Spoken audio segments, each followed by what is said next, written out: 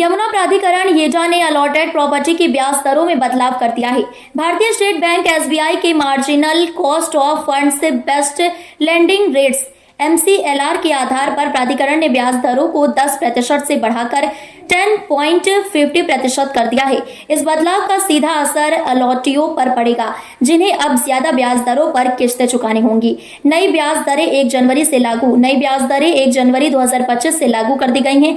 अलॉटियों की प्रीमियम के साथ इन नई ब्याज दरों को जोड़कर किस्तों का भुगतान करना होगा। यदि कोई अलॉटी समय पर किस्त नहीं चुकाता है तो उसे 3% अतिरिक्त ब्याज दर चुकानी होगी। इसका मतलब है कि बकाया राशि को 13.5% ब्याज दर पर वसूला जाएगा। इसके साथ ही ब्याज को हर 6 महीने में कंपाउंड किया जाएगा, जिससे अलॉटियों पर वित्तीय बोझ और बढ़ेगा। बढ़ती ब्याज दरों से अलॉटियों की चिंता। ब्याज दरों में इस वृद्धि से अलॉटियों की चिंता बढ़ गई है।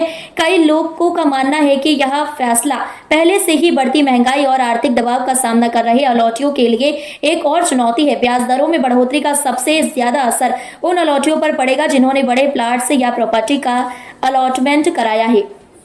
किस्तों का भुगतान में देरी पड़ सकती।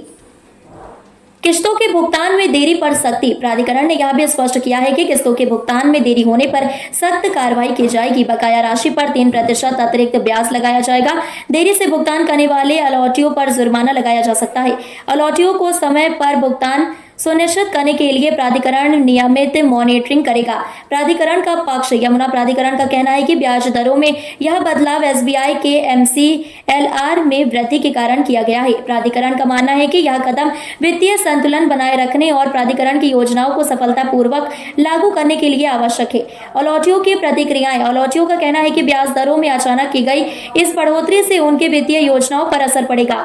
कई लोगों का मानना है कि प्राधिकरण को यह निर्णय लेने से पहले अलॉटियों से विचार विमर्श करना चाहिए था। कुछ अलॉटियों ने इसे अनुचित करार देते हुए कहा कि यह फैसला उनके लिए आर्थिक संकट पैदा कर सकता है।